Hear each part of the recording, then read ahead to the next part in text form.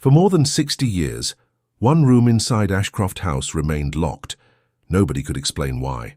Every family that owned the mansion accepted the same strange rule without asking questions: never open the last door on the second floor.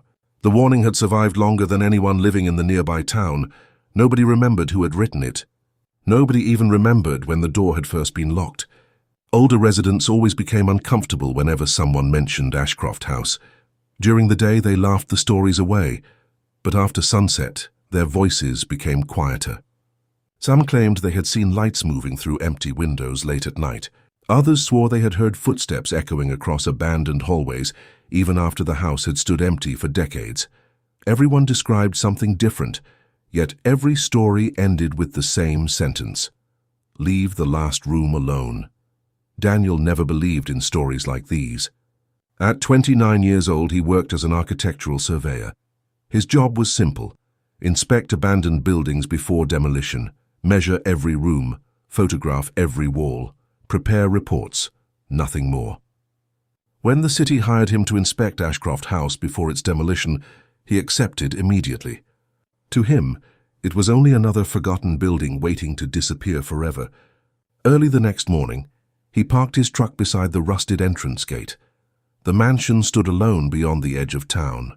Tall, dead trees surrounded the property like silent guards. Broken windows reflected the grey morning sky. Wild grass covered the cracked stone path leading toward the front entrance. The building looked abandoned, but strangely, it didn't look forgotten. Daniel grabbed his flashlight, camera, and notebook. The heavy wooden front door opened with almost no resistance. Inside, the silence felt strangely alive. Dust floated through thin beams of light, breaking between cracked curtains. Old furniture remained beneath white sheets exactly where someone had left it. Portraits still covered the walls. Even the clocks remained hanging in their original places, frozen at different hours. Daniel slowly walked through the entrance hall. The dining room, the library, the kitchen, everything matched the original blueprints perfectly, until he reached the second floor. A narrow hallway stretched into darkness. At the very end stood one single wooden door. Unlike every other door inside the mansion, this one looked untouched. Its dark wood had barely aged. The brass handle still reflected light beneath years of dust. There were no scratches around the lock. Nobody had ever tried forcing it open. Daniel wiped the dust from a small brass plaque fixed above the handle. 3 words slowly appeared beneath his fingers. "Do not open." He smiled to himself. Someone had probably wanted to frighten curious visitors many years ago. Still, something about the door felt wrong. He couldn't explain why. Almost without thinking, he placed his hand against the old wood. The surface felt freezing cold, much colder than every other wall inside the mansion. Daniel quickly pulled his hand away.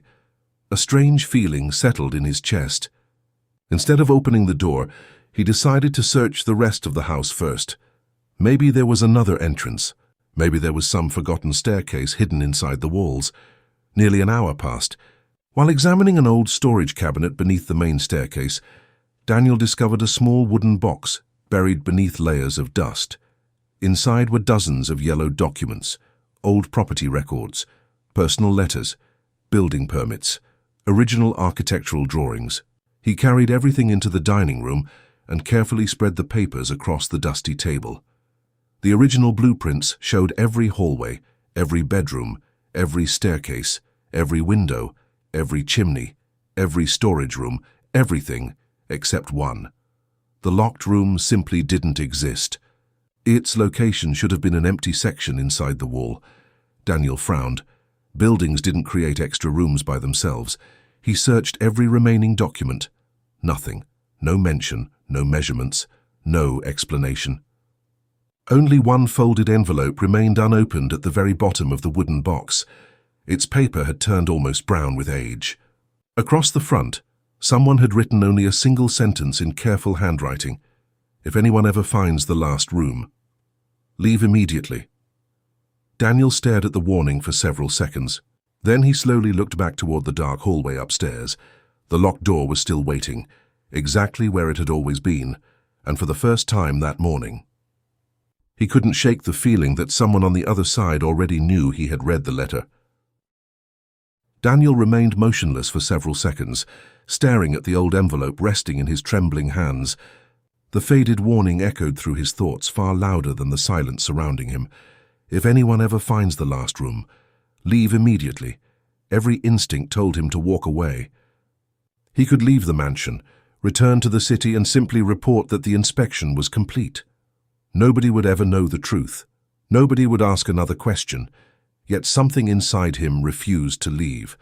It was no longer simple curiosity. The locked room had become a puzzle that demanded an answer.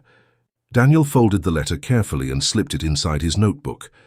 Then he climbed the staircase once again. The second-floor hallway looked darker than before. Nothing had changed, and yet everything somehow felt different. The old wooden door waited exactly where he had left it. The brass plaque reflected the narrow beam of his flashlight. "Do not open." Daniel looked around the hallway one final time. The mansion remained perfectly silent.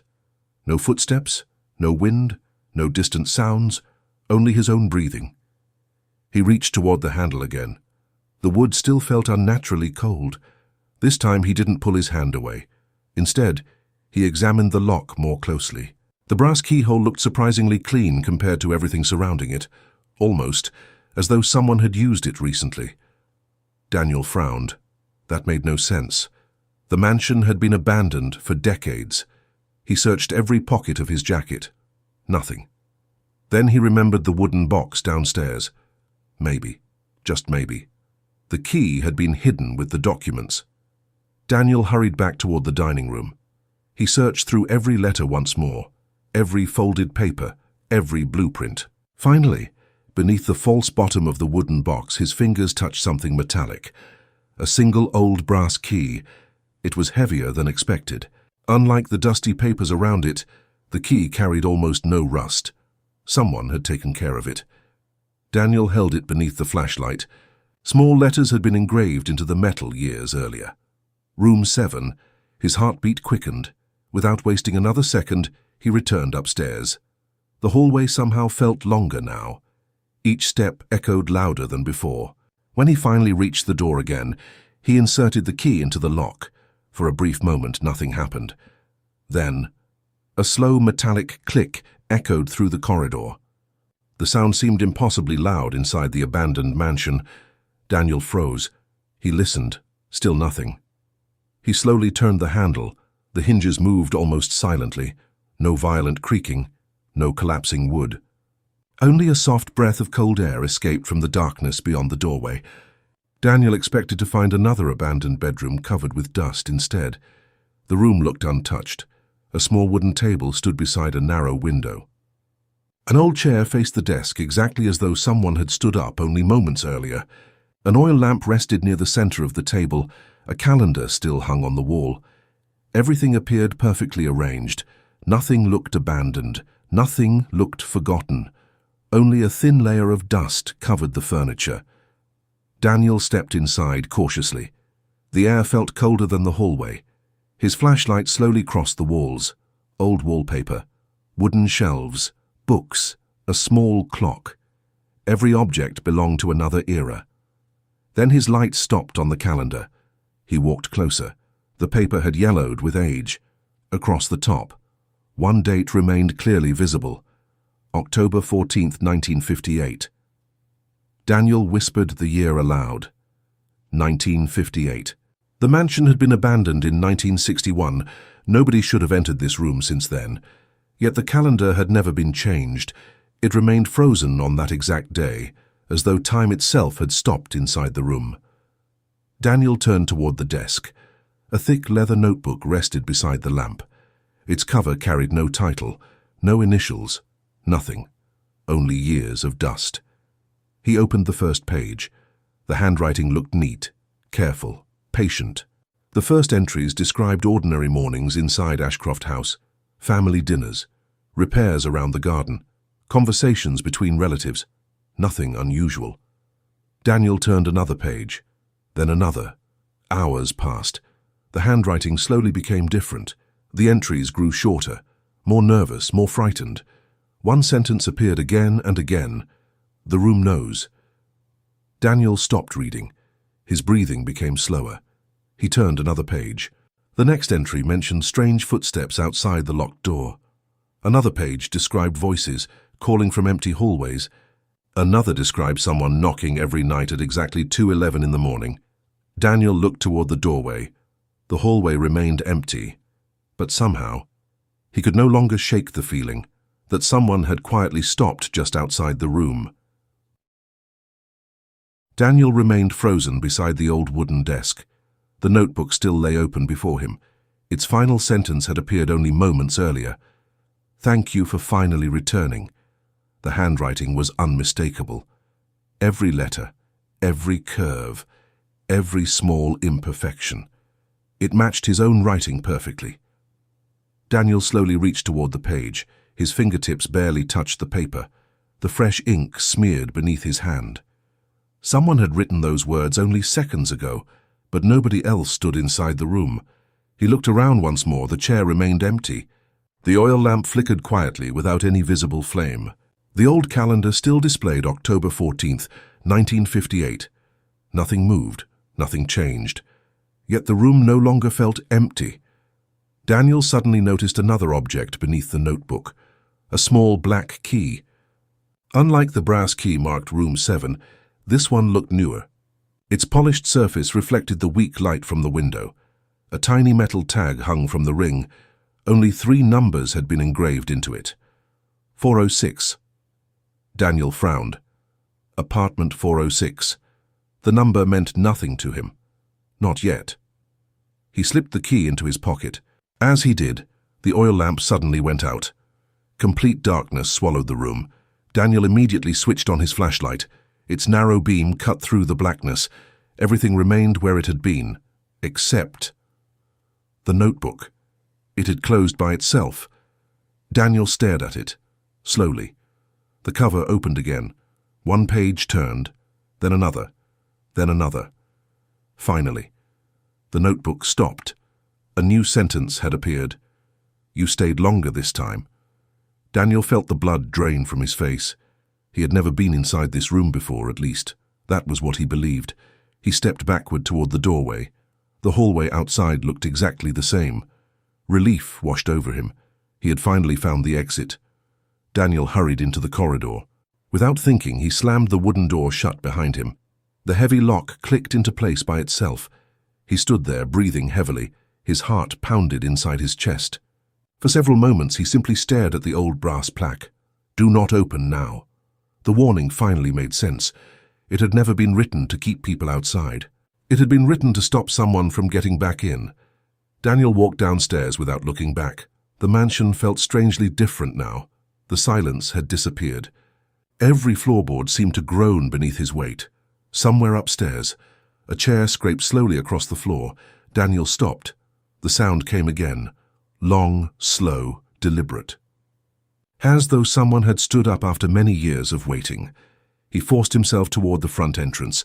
The old wooden door opened immediately. Cold evening air rushed against his face. Daniel stepped outside. For the first time in hours, he breathed normally. He locked the front gate behind him. Only then did he notice something lying beneath his windshield wiper. A folded photograph. He slowly unfolded it. The image showed Ashcroft House exactly as it looked now. The front gate stood open. His truck remained parked outside. One figure stood beside the entrance. Daniel, holding the same photograph. His hands began shaking. He turned the picture over. Another handwritten message waited on the back. "You forgot something." Daniel immediately checked his pockets. The black key remained there. So did the folded letter. Then, he noticed something missing. The brass key marked Room 7 had disappeared. A cold feeling settled inside his chest. He looked back toward the mansion. One upstairs window was now illuminated. A silhouette stood behind the glass, watching him. Daniel couldn't see the face, only the outline. The figure slowly raised one arm, then pointed, not toward the mansion, toward the road behind Daniel. He turned instinctively. An old black sedan stood parked beneath a dead streetlight. It hadn't been there before. Its headlights remained off, its engine silent. The driver's door stood slightly open. No license plate, no movement, only darkness inside. Daniel looked again at the photograph. A new sentence had appeared beneath the first. The house was never the destination. Apartment 406 is waiting. The upstairs light inside Ashcroft House suddenly went dark. Everything became silent once more. Daniel folded the photograph carefully. He placed it inside his jacket. Then, without understanding why, he walked toward the waiting car.